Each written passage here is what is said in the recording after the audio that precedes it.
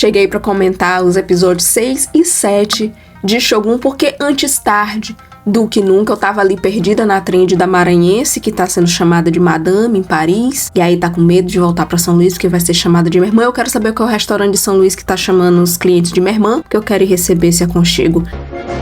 Just kidding. Episódio 6, Ladies of the Willow World, e nós temos aqui o foco em 3 personagens femininas, a Dona Mariko, a Lady Oshiba e a cortesã Kiko. E sobre o Tilo, nós podemos comentar que na arte japonesa, o salgueiro, né, a Willow é salgueiro, é considerado uma árvore feminina por causa da sua delicadeza e agilidade. O lugar do salgueiro, né, e o salgueiro se refere ainda à cortesã. O mundo do salgueiro é a área onde estão localizados os estabelecimentos tradicionais das cortesãs, como a casa de chá que a gente vê em Shogun. As casas de chá eram os bordéis, o lugar onde uma cortesã entretinha seus convidados com performances e, claro, sexo. Mas não eram quaisquer homens. As casas de chá eram bordéis da alta classe. Atendiam homens das camadas mais altas da sociedade. Então o John, sendo enviado para lá por alguém como Toranaga, fez todo sentido. Mas vamos para os acontecimentos. Começamos que um jantar desastroso do episódio 5 teve suas repercussões que chegaram até os ouvidos de Toranaga. Como que esse homem mantém a paciência? Eu não sei. Vimos Buntaro se desculpando pelo desconforto que causou na casa de Black Thor. Desconforto, na verdade, desrespeito. E aparentemente Toranaga está agora percebendo a complicada relação de Mariko e John, já que é tudo culpa dele, do Warlord, que colocou eles nessa situação. Mas parece que Toranaga é Team Jokiro, porque ele até sugeriu que Buntaro se divorciasse da esposa, coisa que o samurai não quer saber. Ele usou todos os anos que passaram juntos como desculpa para não se divorciar, mas talvez seja que ele ame Mariko, mesmo que infelizmente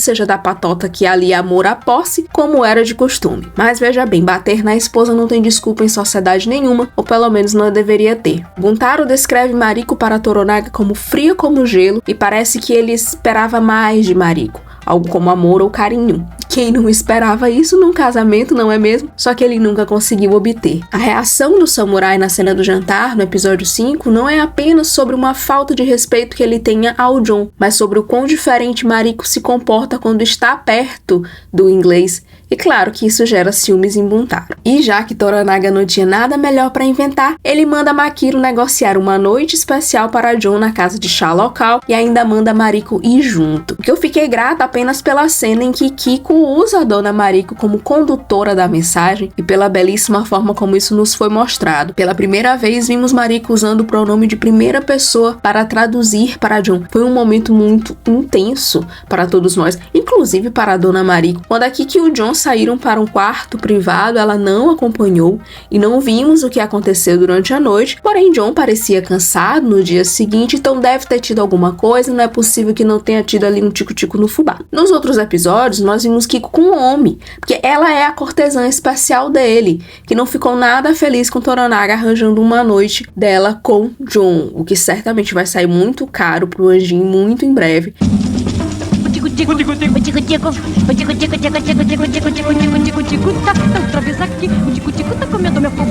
A outra dama, talvez a estrela dos últimos 2 episódios, foi Lady Oshiba, cujas histórias de infância surpreenderam muito de nós. Eu mesmo não esperava que ela fosse amiga da Mariko, mas de jeito nenhum. E foi nesse flashback da amizade delas ainda meninas que descobrimos que foi o pai de Mariko Akeshi, que servia como general sob o pai de Oshiba, Koruda, que matou o seu Warlord. Ao longo dos anos, a violência de Koruda foi crescendo nos nervos de Akeshi, que via seu Overlord como desnecessariamente cruel. Uma cena o mostrou tentando impedir que Koruda prosseguisse com uma execução em massa, mas um outro homem o impediu, e este homem era um jovem Toranaga, prometendo que mais tarde isso resolveria. Embora nós não saibamos os detalhes dessa confusão toda, as palavras de Lady Oshiba no final do episódio parecem implicar que foi o plano de Toranaga matar Kuroda, mas que foi Akeshi quem levou toda a culpa. Nós não sabemos ao certo, mas definitivamente isso explica as razões pelas quais Oshiba tem nutrido esse ódio e outros sentimentos de vingança contra Toranaga. Também nos reforça que Toranaga não é bonzinho a ponto de ser idiota, coisa que a série vem nos contando desde o primeiro episódio. Ele também é uma cobrinha astuta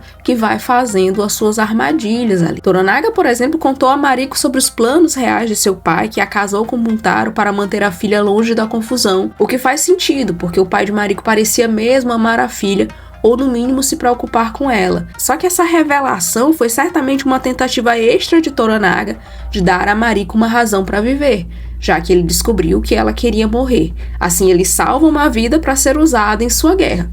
Típico Toranaga. Porque, claro, nós temos a questão de que Mariko é valiosa para Toranaga, especialmente como tradutora para Blackthorn, porém, dá a entender que ele vai usar ela em sua guerra ali também de uma outra forma. No geral, o episódio 6 mostrou quão poderosa Oshiba realmente é e como ela chegou até ali, segurando todos em seu controle. O que ela diz agora é lei. Manter os regentes, bem como suas famílias, como reféns no castelo de Osaka, foi um movimento super inteligente que os forçou a votar pela substituição de Toranaga no conselho. Sugiyama fez um movimento inesperado e votou contra o senhorito e foi morto como resultado. Porém, fica ali a incerteza de que se Oshiba está realmente fazendo os melhores movimentos possíveis aí nesse tabuleiro. Até a esposa mais velha do Taiko, que ajudou a Oshiba a conceber, num processo que foi ali extremamente humilhante e muito pesado para ela, a advertiu Oshiba de estar alimentada apenas pelo ódio contra Toranaga e talvez não esteja vendo a situação com os melhores olhos, né? E aí a gente não sabe se vai ter um caminho ali para Oshiba ou se ela será uma vítima do tal céu carmesim.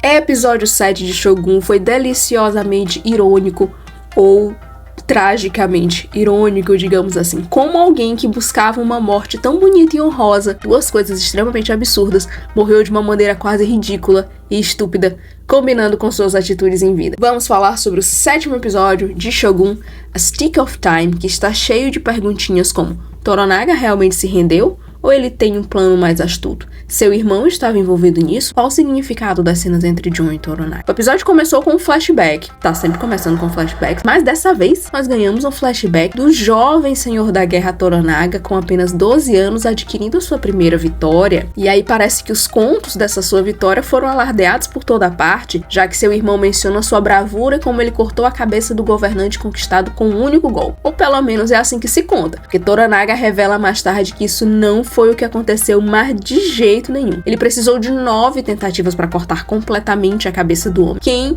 em sã consciência, escolhe uma criança como seu segundo em pessoa que deve cortar a cabeça daquele que comete seppuku? É uma maneira rápida de acabar com o sofrimento deles, e o segundo deveria ser uma pessoa forte para fazer isso com um único golpe e acabar com o sofrimento, coisa que, obviamente, uma criança foi a pior escolha pro posto, e aqui nós temos algumas coisas que nos são sugeridas, né? A primeira delas, claro, não acredite em tudo que você ouve, que a vitória de alguém só será lembrada com elogios e glória. Mas segundo e mais importante, isso aqui nos mostra o que Toranaga realmente pensa sobre guerras, né? O Toranaga, ele vem tentando evitar a guerra de certa forma. Ele sabe que é inevitável, mas ele não está desesperado por ter guerra, porque ele sabe que elas não são honrosas ou glorificadoras como as pessoas fazem parecer. Na maioria das vezes elas são erros bobos e as pessoas saem mentindo por aí sobre isso.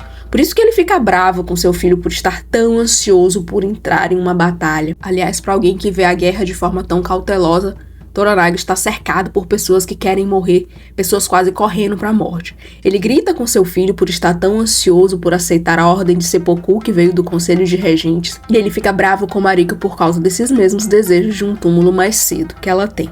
Ele não ficou bravo com ela ali porque ele achava que ela estava tendo um caso com Jon. Lembre-se, ele é meio que Jonriko, mas com a vontade dela de morrer, algo que Buntaro havia contado a Toranaga no episódio passado. É por isso que Toranaga aprecia e deu todos esses presentes de honrarias a Jon. Ele vê Blackthorn como alguém que não está correndo por aí disposto a se matar. Ambos estão fazendo o que for preciso para sobreviver.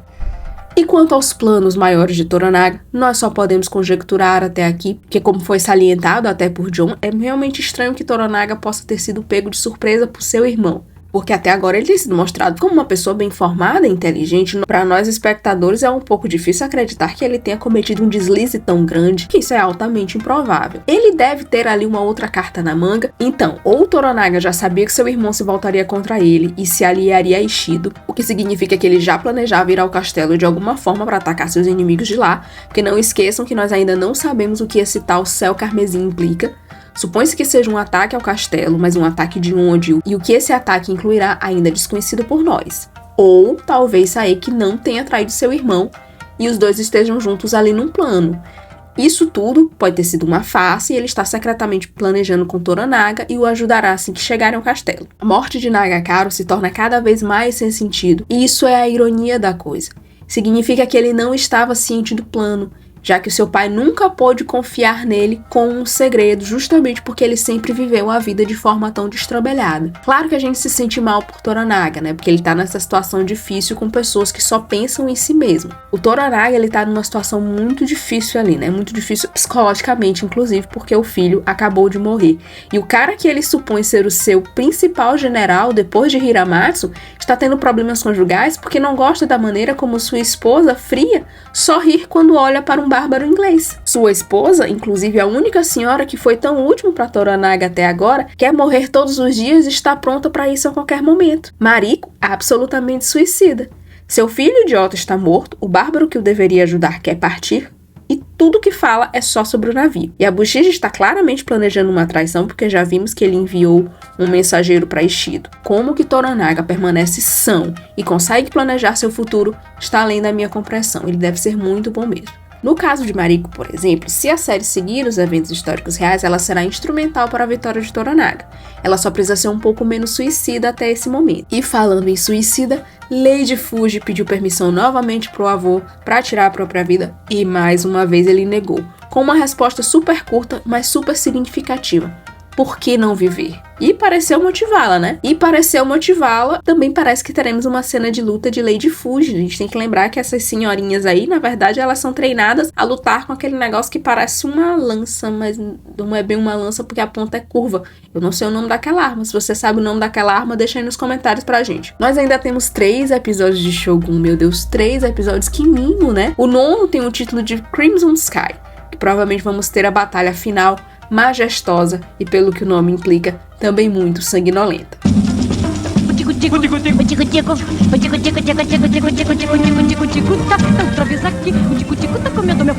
Se você gostou desse vídeo, curte, compartilha com seus amigos, deixa aí nos comentários as suas impressões sobre os 2 últimos episódios de Shogun que a gente teve, o episódio 6 e o episódio 7. Eu peço desculpas pela minha voz estar tão estranha, porque eu tô passando por uma gripe horrível seguida de uma alergia que tomou conta de mim completamente. E por isso também que o vídeo está um pouco atrasado. O do 6º está muito atrasado e o do 7º está apenas um pouco atrasado. Mas depois eu volto com mais conteúdo e espero voltar, inclusive, melhor, com uma voz de verdade para vocês. Até mais!